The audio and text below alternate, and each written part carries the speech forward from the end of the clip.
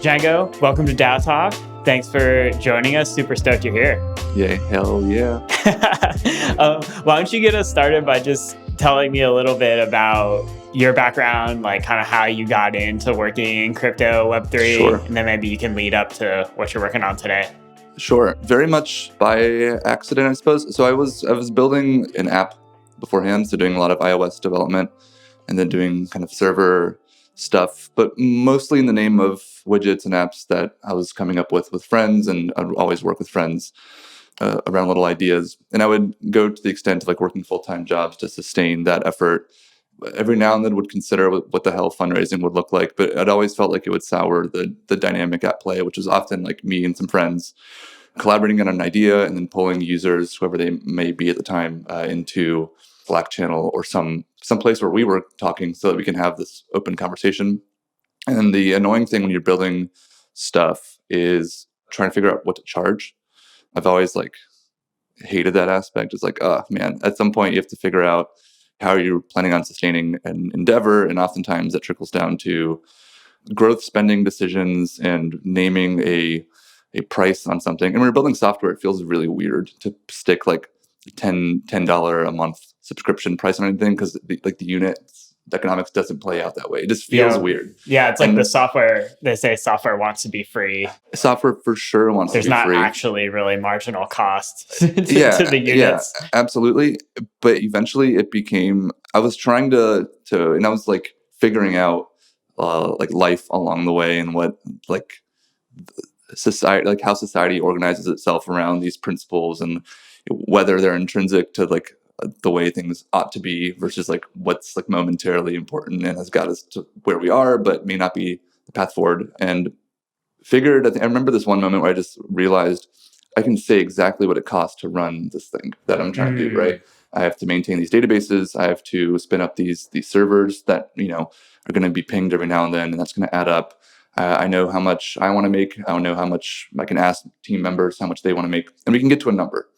And once we get to that number, and we do it out loud in a way that everyone who's relying on the service for their own business, or their own productive habits, whatever they may be, hopefully we're providing something of value. I should just be able to pronounce, all right, we need $20K a month to run this thing right now. And then folks from the community, users, maybe we can have a suggested price. In that case of this thing we were working on was a per transaction cost. So let's say $2 a transaction, but you can then, adjust it. You can pay $10 or you can pay nothing if you want. If we make more than what we need to sustain the project, then any overflow can just be returned to everyone paying. So it pushes everyone's price towards zero as the network grows. And if we don't make enough, then we'll stop working on it. And so it's a very like simple contract with your users saying, hey, look, here is like the no bullshit way of things. You'll notice that there's not a lot of growth spending because you can't really reason about spending on like Facebook ads when you're telling your users how much you need to sustain yourself. And they're the ones paying the cost. Yeah. And you realize that your users are the ones that actually provide your growth. So they talk to one another. They grow the network on their own. They're the ones that are most familiar with other people who do similar things. And so they should benefit with their price going towards zero as they grow the network. So this was like the thesis, and I was like, okay, there's something interesting here. Yeah, I'm already like envisioning a mechanism as you say this. This is very good, very good. And so like I literally stopped building, well, my whole brain became obsessed with this business model idea and stopped focusing on the users at the time. And all this thought process was kind of happening out loud. And users at the time knew this was no longer, the curiosity was no longer building their product, it was building this thing. And I started writing this whole system using banking APIs and information architecture where like we use the like GCP serverless functions to spin up. It was trying to make it as efficient as possible so that we can solve this problem. And then it was a shit show. It was an absolute mess to solve this like contractual financial agreement with like old tools. And meanwhile, I was living with someone who's working at Coinbase. I was like very kind of in the room where it happened when like engineer trying to keep Coinbase from crashing when it goes up to 20K and then down to whatever in the scope of an hour in 2017 or whatever. Yeah, I wasn't there then, but just 2018. looking at those price charts, I'm like, that must have been such a wild time. Oh, it's super, super wild. And all the Coinbase engineers were just waking up and just urgently trying to keep the system up from wherever they were at the time. And I was just going out and like getting burritos from my roommate who's trying to keep Coinbase up. And I was like, oh my God, I don't know what any of this means yet, but this feels epic. And lo and behold, like it was pretty epic. And I really learned a lot from him as to what's going on, getting involved with more of the market side of things at first. And then it really dawned on me when I was trying to write this banking stuff that contracts were the way to express this idea, this business model idea. And DeFi summer was rolling around. So I got really, really interested in reading these contracts and how these folks are writing these things and started prototyping. And then at that point, it was like, I didn't even know, like, there's no DAO in the picture. It's like just trying to solve a business model problem, where afterwards I was like, oh, after I have this business model as a service tool done, I can build whatever I want. And then I don't have to pick a price for anything. I can just say what it takes to build the thing. And then people, if they want, can just put funds in, and then we'll see what happens. And so the idea of like building it out was, I did so with my best friends, really talented people, really fun people to build with and like bullshit with. Frankly, it's not like we don't really take anything very seriously. We just put it out there. And then I was like, yeah, great. Now that it's out there, I can like build stuff on it. And then a bunch of people started using it. And I was like, okay, I'll work on the infrastructure until either it's stable or people stop using it. And then I'll build all the stuff I want to build using it. Well, how would you describe it? It's like a protocol, right? It's a protocol, and it does exactly. Real.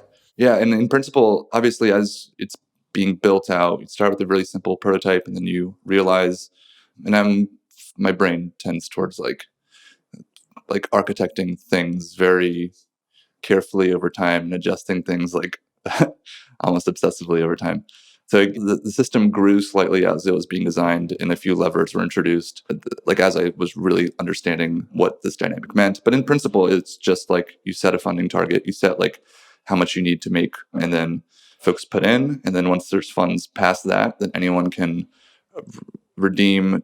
Tokens were a means to an end, right? Tokens were a mean to solve the overflow problem. Like, okay, once users have paid enough to sustain the thing, how are they going to get there? Pushing price down to zero. It's like, well, you redeem your tokens that you got when you paid in, and then the tokens will get you a proportion of what's left over. Gotcha. So it pushes everyone's price towards zero. Yeah, that makes sense. It's a way to like capture the excess value that's being created. Exactly. Yeah. In a way that is like liquid and people can, own it. Yeah. Totally. Yeah. That's super cool. How'd you decide on the name Juicebox? It's just like such a dope crazy name. I really like it. Well, you know what? We settled on Juicebox the day before it launched. The idea, as it was kind of in a notebook, was called Sustainers. It's called the Sustainers Market, where you go to sustain projects, essentially. Cool. And that felt, it had the same like visual identity in I think our heads as a lot of like Web 2 brands go, which is like few like geometric objects neatly stitched together with like a clean word underneath, and it's like blah. Someone should make that, but actually name it blah. Yeah, and this was while it was still in banking API days, and as we were moving this into contracts and writing them into contracts and starting to like interact with folks on Twitter, that was the whole thing. It's just like a culture shock. It's like, oh my God, sweet, these are my people finally. So these people are sufficiently weird for me. Weird. And I was like just the weird Twitter guy who I didn't tweet at all. I just like was reading everyone's and just like getting the whole gist. And everyone was throwing wacky names around and beautiful names around. So it just felt silly to try to like pretend anymore. So Sustainers was great in theory because it was honest to what it was trying to do, but it was stupid. So then we went with Fountain for a while, because Fountain, there's a nice emoji for it, and Fountain's overflow. So you can imagine a fountain's like a pool, and then you fill up the pool, and there's overflow, right? And then the next there's a pool underneath that maybe gets filled up with the overflow. So it has like the metaphor works with Fountain. It was fountain.finance for a while. And then as things kept rolling on, I think someone shouted like, let's call it Milk. And I was like, dude, Milk sounds cool. And I think within 5 minutes, how about Juice? I was like, Juice sounds really cool. Yeah, Juice is great. So we went with Juice for like the last probably 6 months of writing and testing and everything. And then the last day, it was like juice.work, terrible domain. That's all we can get with Juice. And then at the very end, we're like, dude, juice.work, like this thing is too fresh to go under juice.work. We need something better. And then I think someone shouted like, all right, I got juicebox.money. How we all feeling? Everyone's like, tight, let's go. Yeah, you picked the right name. Yeah. Juicebox money. I have this metaphor that's like you squeeze the juice box and then like when you unsqueeze it, it kind of like rebalances back to like whatever the level is when the full like that. Cubic, centimeters is open. Don't let Mios hear that idea. He's going to start coming up with sweet infographics around it. I love it. Yeah, your guys' marketing is great. I really enjoy it. I think, didn't you make like a card for DAO NYC? It like really cracked me up. You're like, here's the promotion card for my DAO NYC talk, like just randomly on Twitter. Maybe it was someone else. Oh yeah, no, we totally did. Yeah, so we have an events.juicebox.money page that Zombie, a contributor of ours, made in setup for this event because we're throwing an event, we're sponsoring a few, and there's a few folks hanging out here and there. And whoever was making the site just threw up the blurb of like where I was going to be at that time, which is here. It was funny. Yeah, the copy was hilarious too. I can't remember it right now, but it was something. It was I sent it to everyone at Tally. I was like, "Yo, I think Jango made our promotion cards for us. These are fucking sweet." Yeah, I'm pretty sure on stage. So all of our our aesthetic, I think Juicebox is 90% Sage's work. Like she's created this Banny character and Banny verse very accidentally, but I think everyone started to realize very early on that like this is it, like because we had a collection of fruits in the beginning, and the orange was at the top of the site in the beginning, the banana was at the bottom, and we just building along, not focused on the facade, just focused on like the internals. And then at the very last day again, it was just like there's something about Banny. There's something about Banny, like the fact that I think Perry was like a very like pointed critique was that the orange felt like she was too much standing on a flat surface, but on the site there was no flat surface. So it was like this, and the banana just felt like it was floating in the air on a computer, and there's no like sense of like what's up and down, and that just felt better to put at the top of the site. So you put at the top of the site, and then as you start sharing Juicebox links, we didn't have any kind of sweet link unfurling stuff to allow projects to bring their own images to links. So you just start seeing like Banny behind this code banner that I had stitched together whimsically just to stick on the Twitter bio a while ago. And someone used it for the link, like passing around. And so as like SharkDAO was doing its thing, everyone was passing around this link. And so Banny was everywhere.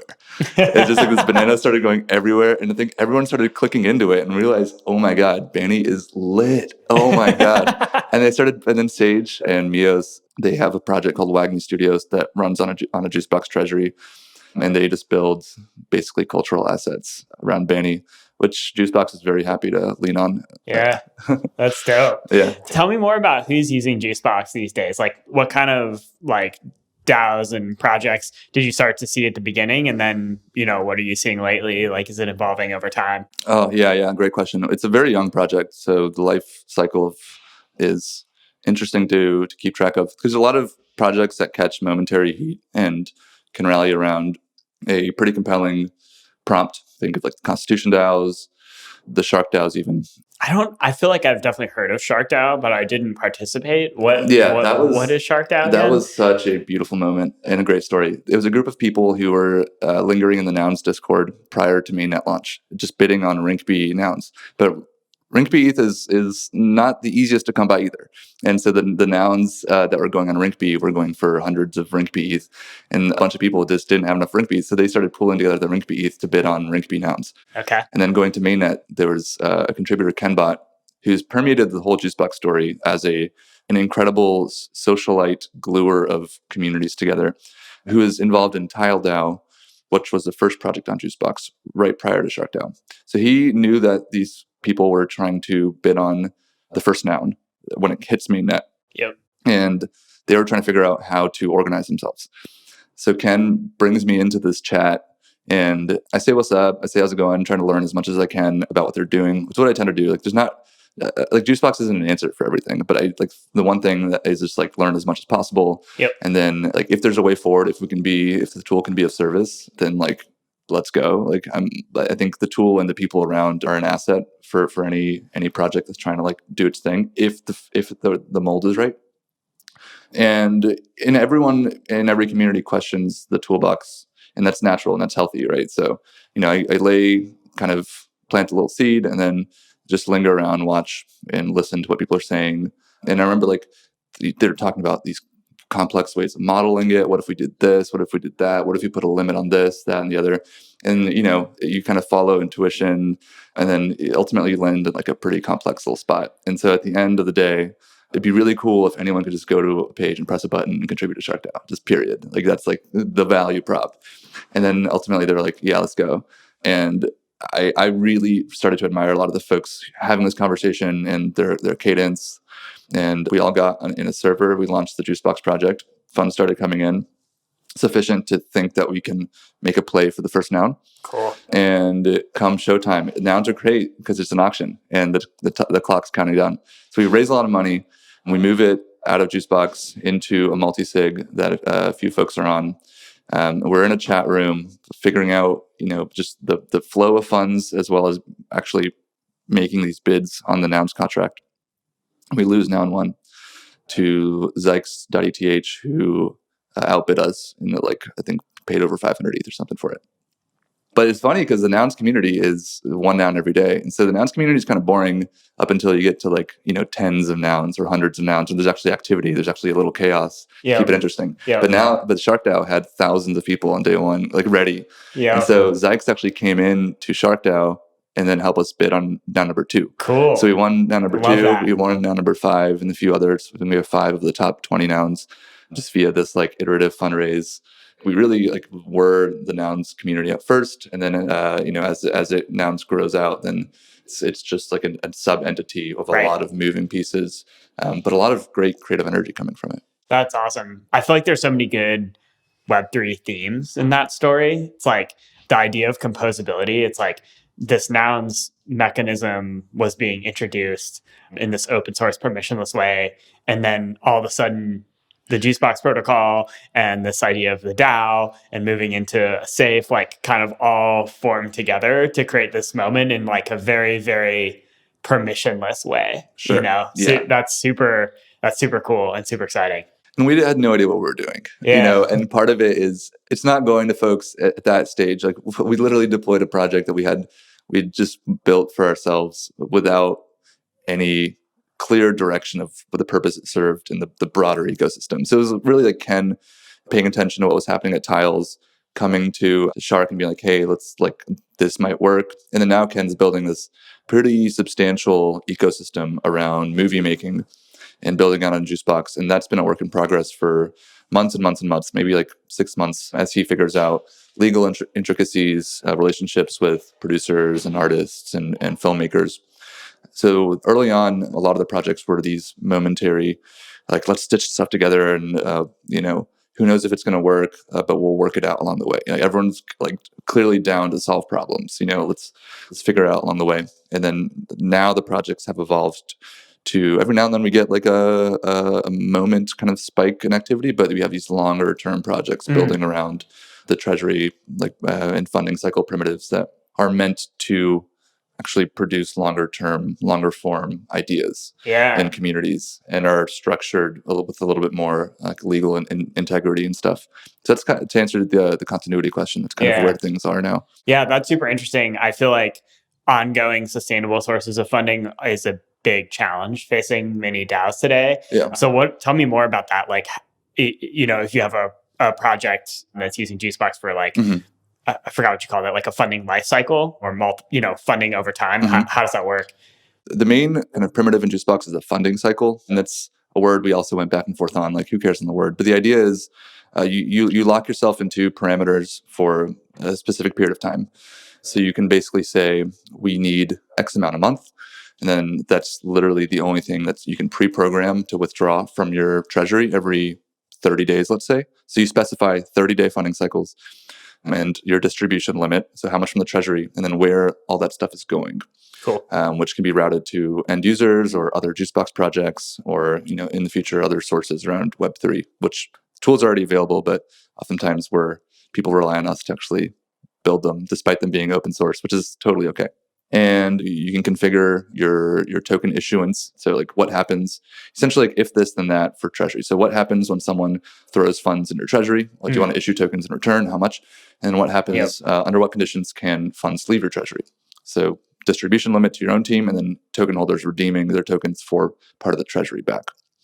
Otherwise, your treasury serves as your runway for subsequent funding cycles, which will roll over. Okay. So if every 30 days I need, let's say, 20K, then the next 30 days I can now debit 20K that token holders have yet to redeem for. Okay. So token holders basically have this optionality. They have the option to redeem, but they don't have to. Right. Yeah. Okay. They can choose. They can let the project keep building. Think about the potential upside. Every project can create their own sense of upside or utility around tokens or whatever. But you're kind of playing this game where, like, projects need to build in order to increase runway even further and further out. Right. So you're kind of playing a sustainability game more so than like a profit maximization game. Like, how long can your project last? Yeah, that makes sense.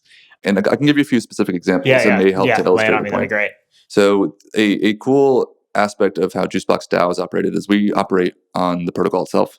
So we are like project ID 1 in the project NFT contract. Cool. And as the community has grown and contributors have come in, a lot of insanely good developers of contracts, sites, governance, processes, ops, etc. It's often harder to manage individual payouts from the Juicebox DAO treasury. And so we've seen projects spin out into their own treasuries and then funds routed from the main Juicebox treasury out to their treasuries. So, for example, WAGMI, who I was saying earlier, Sage and Mios, who do a lot of the art and create Banny and education content around that.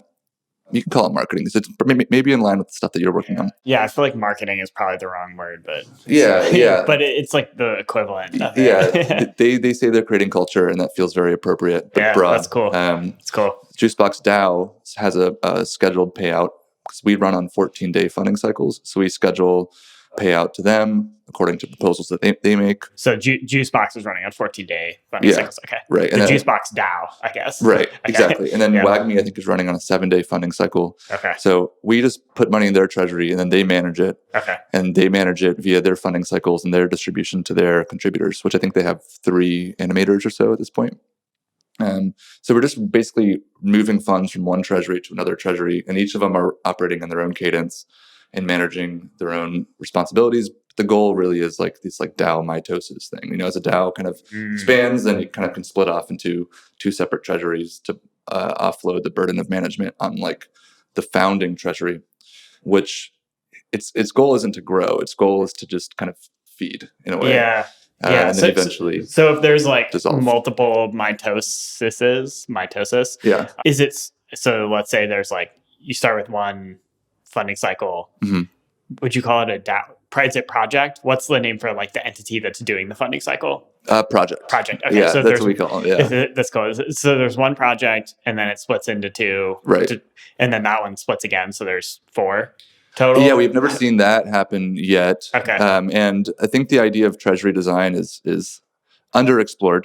I'm starting a treasury for myself. So instead of my payouts getting routed to my like Jango.eth, it's getting routed to my treasury.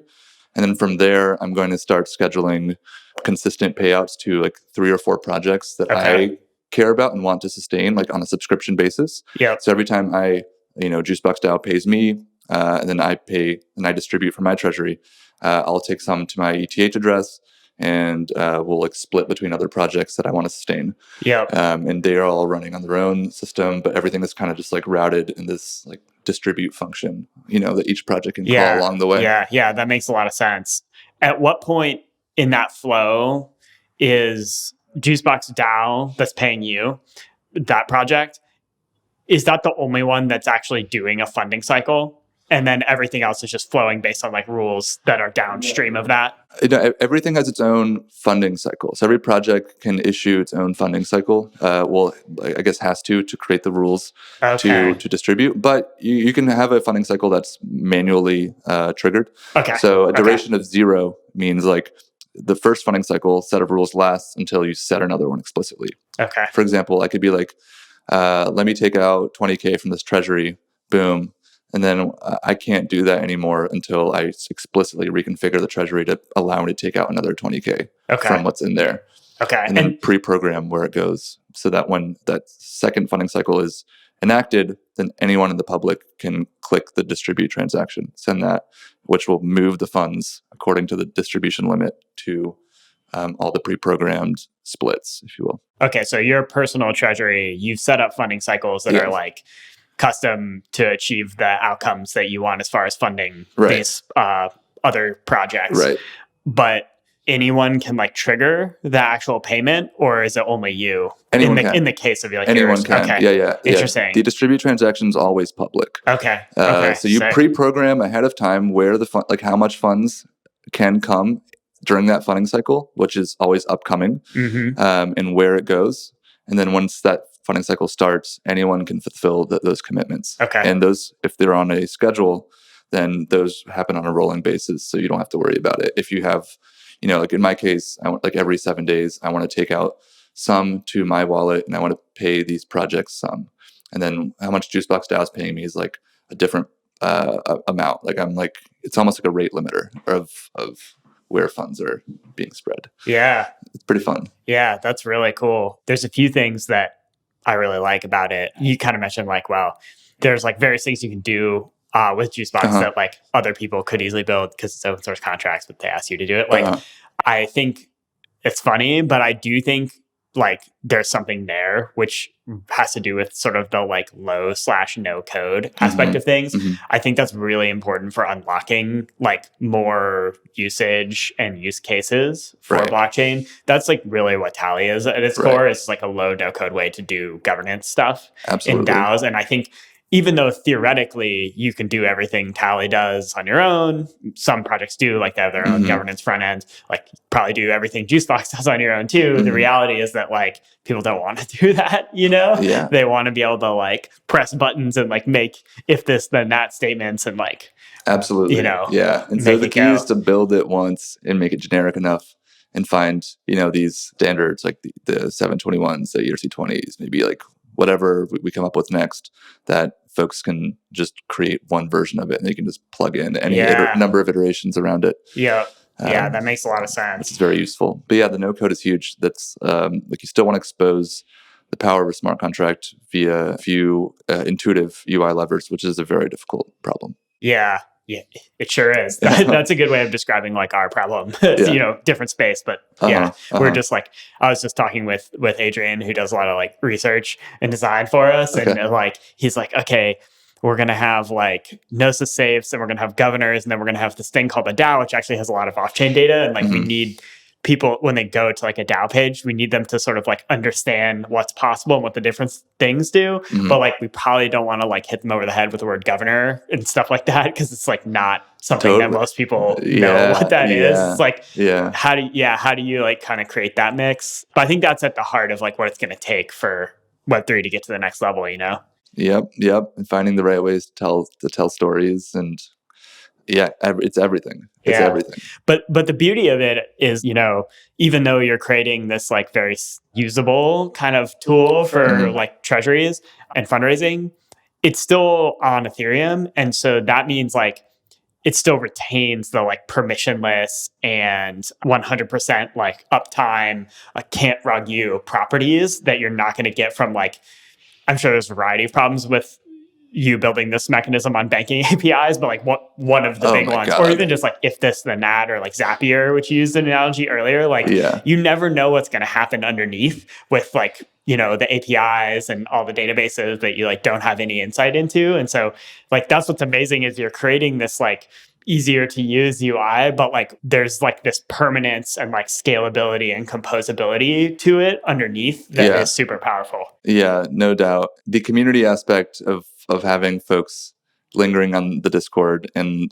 legitimately caring about what's being worked on, what they are contributing to, eager to answer questions coming through from whoever it is. Like you oftentimes don't know who it is from all over the world. So almost like available for feedback at any time is remarkable. And I remember interacting with a banking platform that's like in Iowa, trying to solve a lot of these problems. And I'm just like, it's awful. Yeah, like documentation's key. People being like real time sources of documentation's key. Storytelling's key. Like so much of it is not the programming side of things, but yeah, it's nice having a programming layer that's not dependent on someone else's infrastructure going up and down. And frankly, that's like the thesis, right? Is like, yes, like that's like users are paying the gas to operate.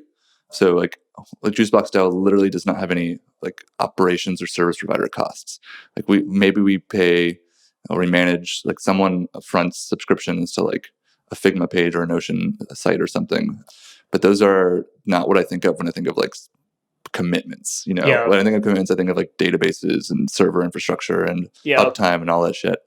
And once these technologies settle, once like Juicebox protocol has reached a point of stability, the price should tend towards zero. Like it should be stable enough not to have a bunch of people working on it that need payouts, right? Such that everyone's cost is reduced to gas, and it works, in perpetuity. It's like very, very cool. Yeah, it's incredibly cool. Like on the one hand, you all don't have costs, in terms of like, maintenance commitments in the back end. The flip side is like the community doesn't need you. Like they want you and they need you to like, just because you're building really useful tools, but they don't actually need you to like maintain it. Yeah.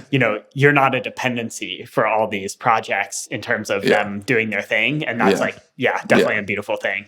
There's a lot of work in the beginning to develop it, obviously, and communicate it and document it. It's an expensive operation. So there's a reason why it costs to get something off the ground in the sense. And I think this is like an important thing to realize. But it should tend towards zero once the work order is somewhat complete and folks can manage the risk on their own without having to lean on you for double checking things along the way. Because, it's complex and I totally get it. And it's a work in progress. Yeah, this is such a fun conversation for me because first of all, like I've only like looked at a few projects on Juicebox. I've never like dug in. So thank you for giving me like a one-on-one tutoring session. 100%. Yeah, it's exciting. It's also every project is slightly different, and so folks tend to want templates of easy starter packs for starting Juicebox projects. I totally get it, but there's nothing can replace just like conversation, really understanding what you want to accomplish as a project creator, where you want to go, what ideas you have, and then trying to see if oftentimes people will articulate tools that they think they're tending towards to solve their problems, but there's a different metaphor that maybe the tools already built can just easily provide. And so we have a crazy amount of crazy projects, and it's fun to poke through and look back on. And yeah. When you were originally describing the mechanism you wanted to build, like before you were working on Ethereum, like, okay, well, it sort of creates this dynamic pricing environment where like, we get sufficient funding, and then once you create the excess value, it gets returned back to the users. I was like, Ethereum, like it's almost like made up. It's like that perfect for smart contracts. It's such a great use case. Yeah. At the time, everyone was writing like yield farming routines, and like the technology wasn't being showcased like in a way that tends towards sustainability of projects. It was obviously being showcased for the wild nature that it was, which I very much empathize with. So the overlap was really strong for me. But it's cool to see the space have evolved and now have the DAO construct and the DAO ethos that feels very, very core to what we're working on now, despite it not being foreseeable when it was kind of being dreamt of. It's a cool community to be a part of. That's awesome. Well, I have a question for you that is like more general about crypto. It's a two-part question. Okay. First part is like, what do you love most about working in crypto / Web3? You probably touched on some of these things, but just like what above all else keeps you coming back? And then the second part is related, but like what's one thing that you want to see improved or like that currently frustrates you about the way that like crypto, DAOs, Web3 is that you're hoping we can work on going forward? Man, the first one's hard. There's a lot.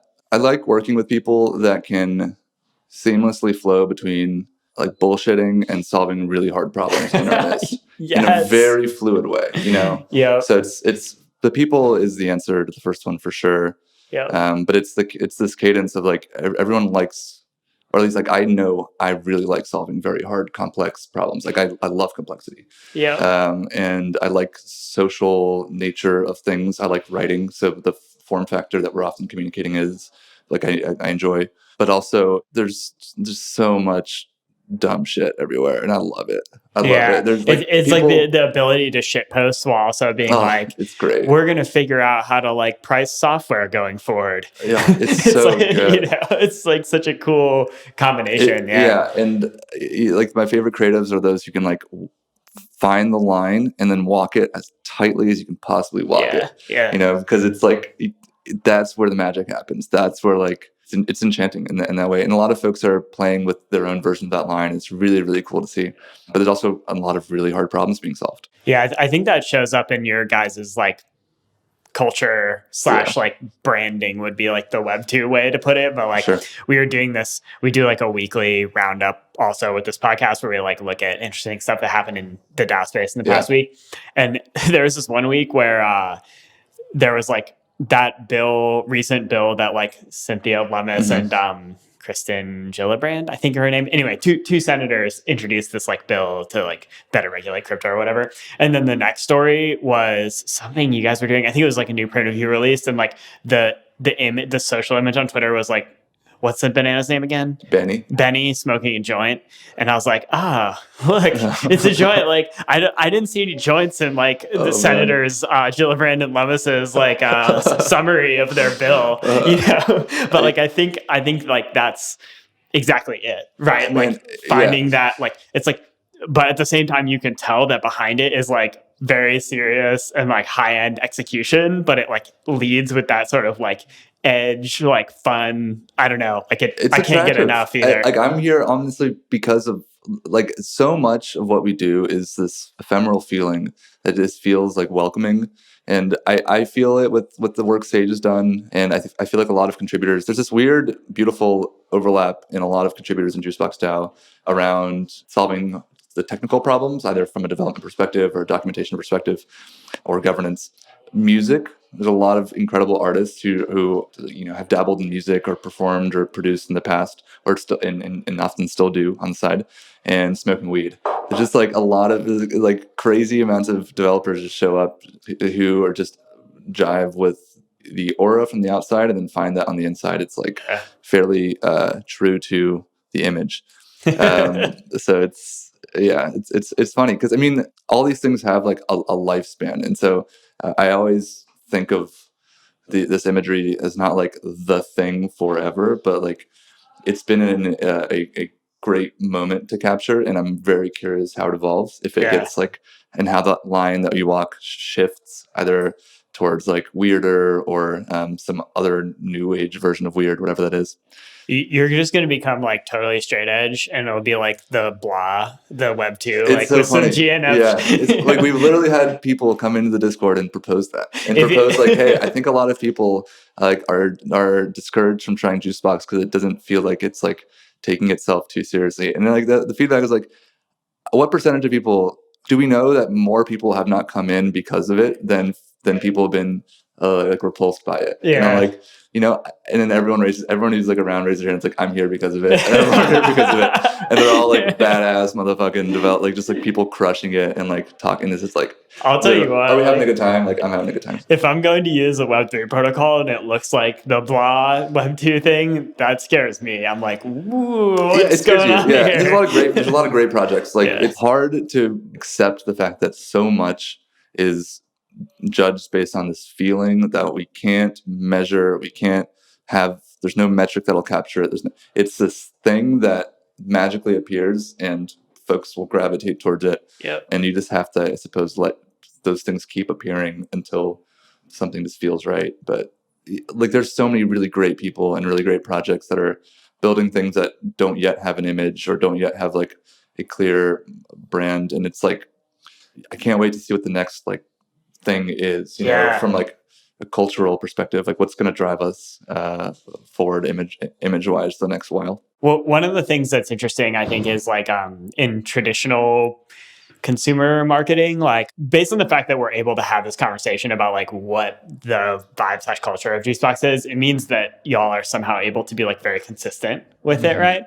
And when that happens, and like you think of like Apple or like Southwest Airlines, these sort of like canonical like brands where like people have really strong associations with them. Right. Like there's this incredible level of control, right? It's really about like precision and like everything gets reviewed 1,000 times and there's this like 500-page brand book and blah, blah, blah, blah. Yeah. And what I think is interesting is like I see projects able to achieve a similar presence and like personality and consistency when I can tell it's like definitely not because there's like 10 people reviewing everything. Like Crazy, right? I was talking to Parker from Boys Club, who I think has like an amazing like vibe thing and culture going. And I was like, yeah, I think y'all's tweets are hilarious.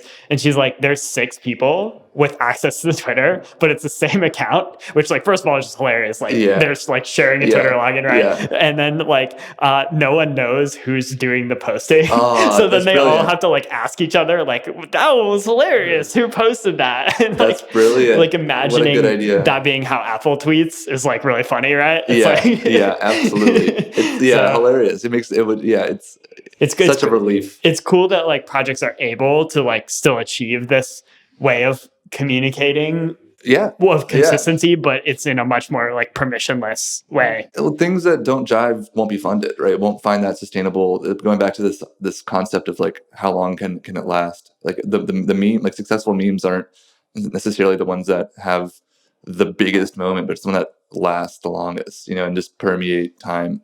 So even if like anyone's obviously welcome to come in and paint stuff, either Banny related or otherwise, and folks have that are actually being used in like some pretty interesting upcoming experiments. But it's like a lot of the like attempts at Banny haven't been as compelling as Sage's, and Sage just keeps cranking out incredible Banny iterations for all kinds of things. And it's just like, she's the GOAT. She's the GOAT. It's so good. Cool. Well, I want to hear also like what's one thing about the space that like frustrates you or you think we should work on? Like, well, what are your thoughts there? I think a lot of contributors are after clarity of like what a productive role might be when joining and working and contributing. Clarity is hard to come by. But I think what's worse is a wishy-washy kind of support, but not full-on support, but not like having the courage to give pointed critique.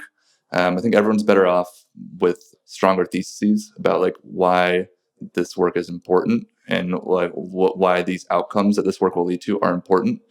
And I think it's very, very difficult to communicate critical feedback over time. And it's like necessary in this space. And everyone gives it in their own way. And I love it when the conversations stem from like, because I feel like everyone together at Inner Space giving the critical feedback together out loud, then we each can shape it into something that's productive, because someone can absorb something that they may feel is like too critical and then shape it into something that actually offers something, a way forward or a way up and out of it. And then like together we can kind of mold it as opposed to this idea that like you're going to praise in public and criticize in private, which I don't think is a good idea. I think finding ways to communicate kindly and critically is like everything. So I think like tending towards the confidence to do so, but on the flip side, contributors coming in with like really hot, like a really hot thesis of like why this work is important, as opposed to I've been contributing this thing. Like let's talk about like the qualities of what we're doing, as opposed to the fact that we've been here before does not guarantee us like anything upcoming. It's just like what's the conviction right now, and like what are we doing to help and to play our part and to support one another on that journey. That's probably something that relates to the culture that we were just talking about, like loving so much. Like what can we do in DAOs and just across like Web3 to create a culture of like kind yet also constructive when needed feedback that's given transparently. Like I think that's a super hard thing, but also it's something culture can unlock, right? Where everyone has a shared acceptance. Like that's a thing that we do and we accept it and we like grow from it. Which I guess goes back to the stuff you work on. Just it's part of the education bit. Like learning the tools, learning the actual technical bits is important. like learning about ourselves. I learned a lot about myself in engaging in this way and then building the stuff and learning like things that I feel more comfortable doing, things that I feel less comfortable, working on the things I feel less comfortable, figuring out how to talk about them with my colleagues and friends. And it surely doesn't feel like coworkers, but just like people who can help shape this idea. Like I send so many like one-off messages that are just like, quick thought. Here's just something on my mind. It tends more emotional and not hyper practical, but I just want to put it on the table. Yeah. You know? Yeah. And people don't have to react to it or engage with it in any way, but it feels like interesting or good or healthy to just like for me personally, just to kind of write it out. And then sometimes I have to just kind of erase it because it's just for my own sake. And sometimes it's like, hey, like this is just something that I've been reminding myself that I came about because it's this thing that we all just observed together. Maybe other folks can relate to it, maybe not. It's all good. But share thoughts, it's all good. And this problem is also hard to solve in normal companies or centralized organizations. And that's, I think, one of several reasons that a function like HR exists or people operations, and also why you have these like managerial structures, is because it sort of weirdly like creates these explicit places where it's like, it's definitely okay to share feedback here. And I'm not like saying those things are good or bad. Right. I'm just saying they exist for a reason, right? Sure. But like in DAOs where maybe we're not all about having like strict org charts and like this person is this person's manager, like how do we create it really has to be done like through the culture in some ways. It happens organically. It totally, just like the arts thing, like everything somewhat happens organically if you can pay attention to one another along the way. Like you feel out who you can trust with certain things or who you want to push in certain ways, like who's willing and wanting to be pushed in certain ways. Likewise, like you feel how to communicate what you need back from folks. There's no roles. There's no clear direction. You have to intuit so much. Yeah. And so it's not for it feels like I'm surrounded by very intuitive, like emotionally intelligent people and like tactically intelligent. It almost requires this like slight intuition as to what is the time and place for something.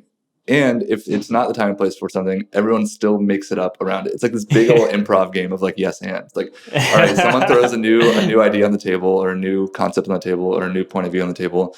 And it's very rare that it's ignored or shut down. It's almost like, okay, unexpected. Let's play with this idea. Let's create from it. Let's support it. And that's great. That's awesome. All right. Well, I have one last question for you. Yeah. It's not explicitly crypto related. What is your favorite place in the world and why? Oh, okay. You can interpret place loosely too. Like it could be city, town, country, or like, it could just be like the Juicebox Discord. I don't know. Places. No, I'm a very inner life can be person. Anything. I like, my favorite place in the world abstractly is on top of a hill or mountain through a sunset. Okay. Hell yeah. I love sunsets. Yeah, me too. I live in the mountains and I like the end of the day, like it's golden hour, right? That's my favorite time of day too. Totally. It's a big like lifetime out, be blown away by simple shit for a while. It happens every day. It's there. Yeah. It's so good. Yeah. It's so good. Absolutely. Love it. Well, thanks, Jango. Yeah. Appreciate getting to know you a little bit. Hope you have an awesome rest of your week.